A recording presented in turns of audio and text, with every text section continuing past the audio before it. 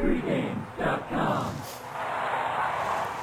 You know, guys, I think I made more money in the Ohio Valley Conference and in the Summit League than any other conferences this season. And we're going to talk about one of those OVC teams in this particular matchup. It's Belmont taking on Arizona. The game at 4:20 p.m. Pacific time in Salt Lake. Arizona laying 4, the total 140. Marco, we're going to start with you, and this is also going to be your free play. When I look at the Belmont Bruins, and I've been talking about these guys on radio all season long, we're talking about 8 players in double digits as far as minutes played. They go real deep. They're a veteran club. They can hit 42% of all, I should say they take 42% of all their shots from area code 3, so they're a little bit tough to defend. And as we've seen out of Arizona this season, at times they can be had from the deep perimeter. Definitely, Scott. And Belmont, other than you talking about them already, this is one of the best teams that nobody knows anything about. I mean, they're flying way under the radar for most of the country. And Arizona, you're going to hear it. It's going to be a recurring theme with me. I just don't like the Pac-12 this year. I think the Pac-12, this is one of their weakest years. I don't think there's a dominant team in that conference. And I know Arizona is supposed to be one of the better teams in that conference, and they just don't impress me. And I'm going to end up being on Belmont, and I'll give you more of the reasons in my close. Sounds good. Ken, when you talk about the Belmont Bruins, you're talking about a team that makes you take care of the basketball. They average more than 9 steals per game. There's times when Arizona gets a little shaky handling the rock.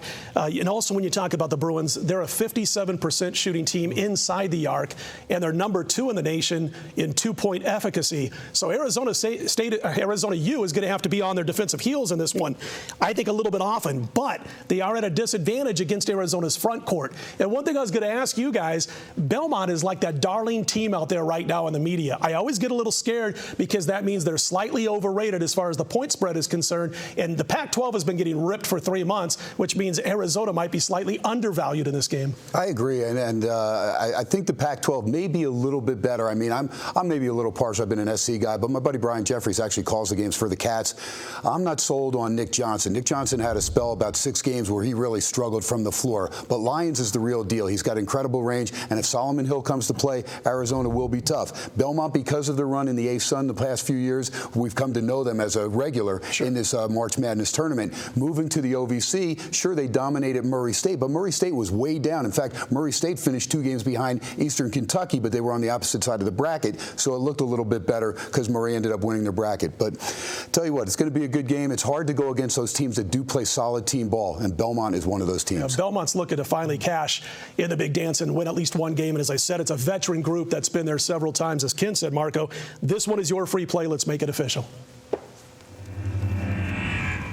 All right, and Scott, he nailed it with his veteran team. This team reminds me of Butler of a year or 2 ago. When you have a team that's got the kids that have played together, they know how to play together, they got the chemistry. It's a small school. They're not 2 and done, and they're in the NBA. And that is setting them up for 1 or 2 possibly wins. I think they go in here against Arizona, get the win, balance scoring from this team. They shoot the ball well. As Scott also said, 50% from the field. I love Ian Clark. He's averaging 18 points a game, shoots 54% from the field and almost 40% from three-point land. I think that's going to be a matchup nightmare for Arizona. I'm going to go with Belmont, and we've seen it before from Arizona. They've had some struggles in the first round in the big dance in the past. Let's see if it happens again. They have. And again, they don't always take care of the basketball. And again, they also have a hard time defending that deep perimeter for an entire 40 minutes. We'll see. The boys from Nashville, Marco says, take the Bruins plus the points over Arizona. When we come back, more Marco. We got California taking on UNLV Thursday, first round action. That and more right here at pregame.tv.